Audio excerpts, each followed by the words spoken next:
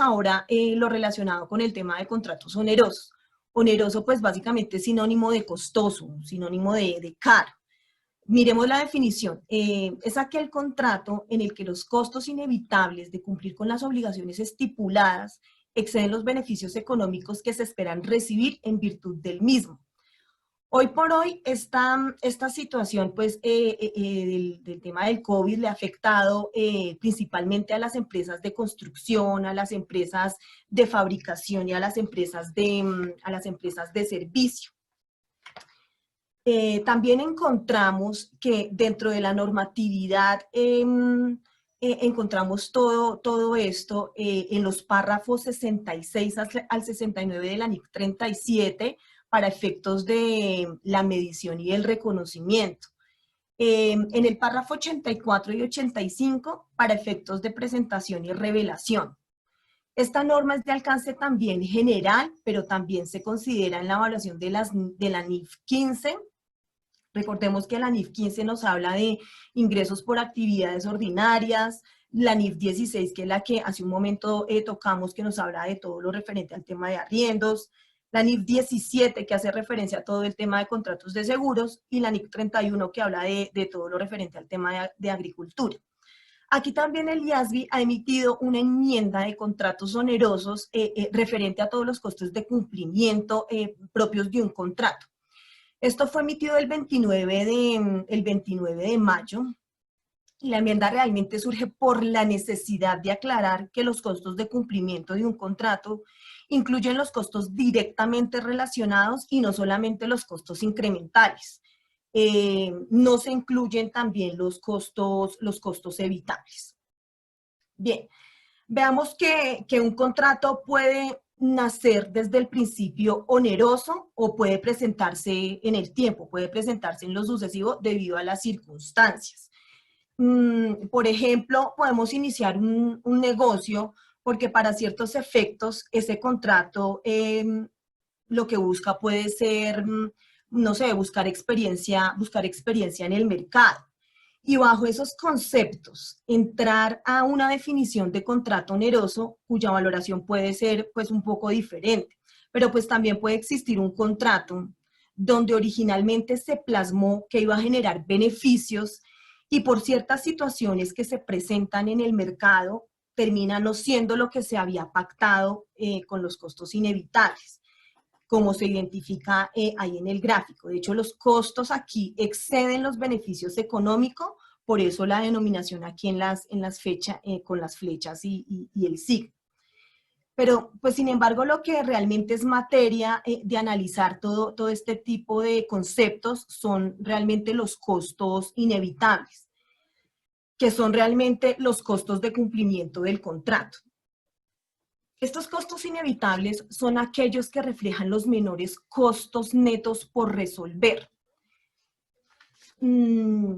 Los costos inevitables pueden estar dados por dos modalidades importantes. Los costos de cumplir con las cláusulas contractuales, determinando que se está dentro de un contrato oneroso, donde el contrato oneroso es básicamente el reconocimiento de una provisión. Esta provisión determina cómo se debe valorar. Y se debe valorar básicamente de dos formas. La primera es por el costo de cumplir sus cláusulas, que es lo que está establecido en el contrato con las cláusulas inevitables. Y la segunda, por la parte de la resolución del contrato en sí, porque pues adicional a eso los contratos, dentro de los contratos se manejan cláusulas en las cuales, teniendo en cuenta algún incumplimiento contractual, se deben pagar penalidades o multas. Entonces aquí lo que debemos hacer es coger el menor impacto entre estos dos, pero por supuesto realizar la cuantificación para efectos de la valoración aquí. Y lo que sucede es que permanentemente voy a tener una provisión por contrato oneroso. Pero esto no quiere decir que yo ya no voy a reconocer ni ingresos ni costos. Lo que quiere decir es que conforme al reconocimiento de la operación, asimismo yo los voy reconociendo y la provisión del contrato oneroso también la voy actualizando su valor. La provisión de estos contratos es una provisión que va paralelo a la operación del contrato y se va valorando año a año, porque conforme van pasando los años se va extinguiendo la relación contractual y se van consumiendo estas obligaciones pasivas que tengo con este contrato. Bien, referente al tema de la medición, situamos en este gráfico 6 pasos importantes según la norma, cómo se deben medir los contratos onerosos. Aquí, como primero, tenemos identificar si tengo un contrato oneroso. Básicamente, esto resulta de comparar si estos costos inevitables son mayores a los beneficios económicos. Una vez ya identificados estos costos inevitables, entonces nosotros lo que podemos decir es, bueno, ya los tenemos identificados, entonces inmediatamente reconocemos la provisión. No, no necesariamente. Aquí también lo que se puede identificar es un contrato oneroso y nos puede llevar al pensamiento que puede ser un indicador de deterioro, como Diana nos lo mencionaba cuando vimos todo este tema de deterioro, y debería aquí evaluar la situación puntual si existen activos vinculados a los costos para cumplir este contrato. Entonces, lo primero que tenemos que hacer es reconocer una prueba de acuerdo a la NIC 36, deterioro del valor de los activos. Si luego de ello la pérdida persiste, entonces voy a tener que ir al análisis de contrato oneroso. Pero lo primero que se debe hacer es este análisis, este paso número 2, con la NIC 36. Aquí es muy importante y no nos podemos dejar confundir con pérdida operativa con provisión de contrato oneroso. Posteriormente, se deben identificar los costos incrementales y los costos relacionados directamente con el cumplimiento, porque cuando se vaya a reconocer el pasivo, lo que se deben identificar son cuál es ese tipo de costos que se deben tomar en consideración. Una vez reconocida aquí ya la cuenta pasiva, se deben comparar con los costos de cumplir la cuantía de las compensaciones con las multas para establecer qué valor debo tomar. Aquí, ¿qué se debe hacer? Se deben comparar el mayor realmente entre los dos. Perdón, siempre se debe tomar es el menor, el de menor impacto, y ese va a ser el valor para cuando determino ya el valor del importe actual a pagar y utilizar una tasa de interés según la NIF 13, donde esta NIF 13 nos habla de la medición del valor razonable. Posterior a eso, lo que vamos a hacer es actualizar la provisión durante el tiempo de la vida del contrato. Aquí tenemos un ejemplo donde tenemos una compañía A, que la compañía le realiza mantenimientos de computadores, donde cobra una cuota mensual fija. Sin embargo, en uno de los contratos, los requerimientos de mantenimiento son significativamente mayores a lo esperado. Entonces, aquí la pregunta es si estoy ante un contrato oneroso. Y aquí prácticamente lo que no puede pasar es que los costos operativos del negocio sean atribuibles al contrato. Solamente se pueden tomar en cuenta los costos variables directos en los que se debe incurrir con las obligaciones contractuales. En el momento que se determina aquí la comparación o la valoración de estos costos inevitables para determinar cuál valor debo tener, se deben identificar estos costos que corresponden, porque lo que podría estar provisionando podría ser una pérdida operativa de la compañía, cuando realmente lo único que yo debo reconocer en estos casos son esas obligaciones por cumplir que se tienen con el contrato. Es importante señalar aquí, para tener claro totalmente qué diferencia hay entre pérdida operativa y la provisión del contrato oneroso.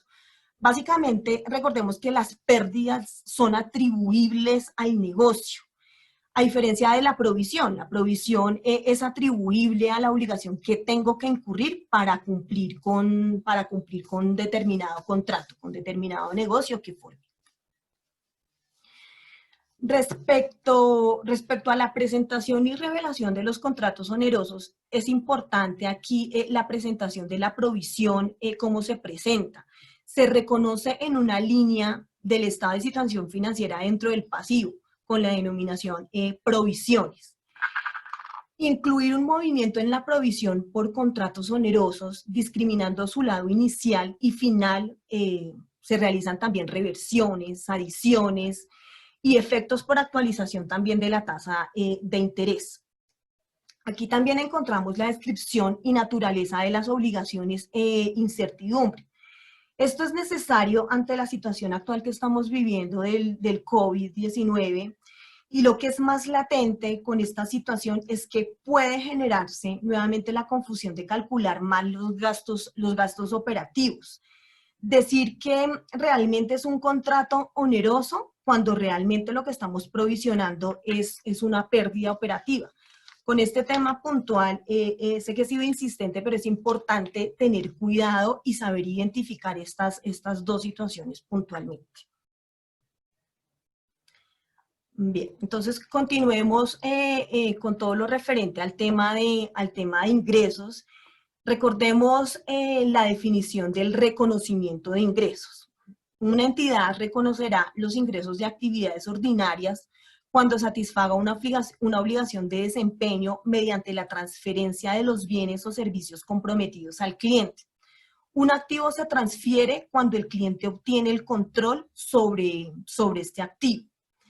Revisemos aquí lo referente al tema del reconocimiento de ingresos y pues a raíz de la implementación de la NIF 15 ya hace muchos años, donde encontramos que uno de los aspectos más importantes son las consideraciones variables, donde aquí se deben estimar y se debe reconocer el ingreso con salvedad que no exista un riesgo entre las mismas consideraciones variables y a lo mejor se vayan a revertir en el futuro, esto pues nuevamente con la actual situación que estamos viviendo del tema del coronavirus.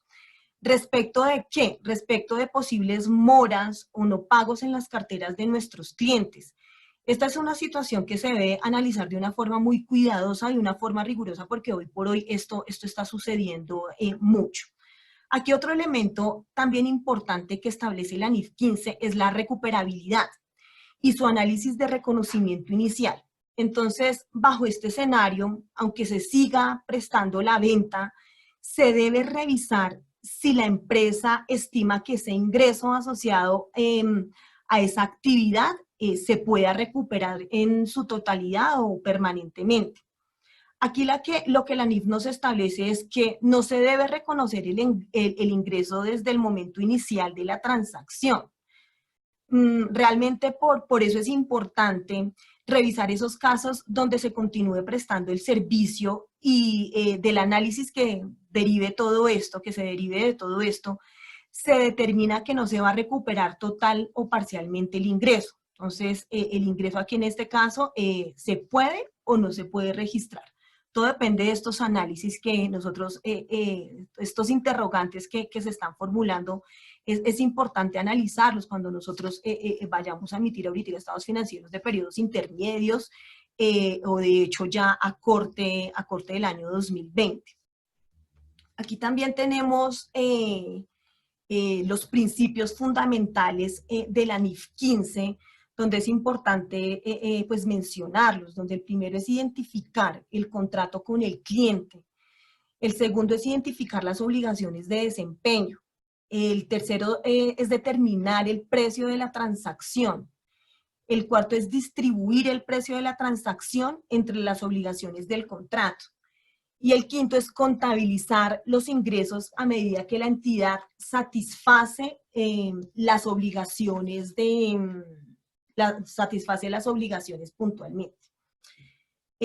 Nuevamente, aquí es importante señalar que hoy por hoy las compañías lo que necesitamos es implementar, es revisar nuestros procesos de análisis técnicos y evaluar las posibles situaciones o los posibles también impactos frente a la situación actual del COVID dentro de los estados financieros y dentro de nuestra organización en sí.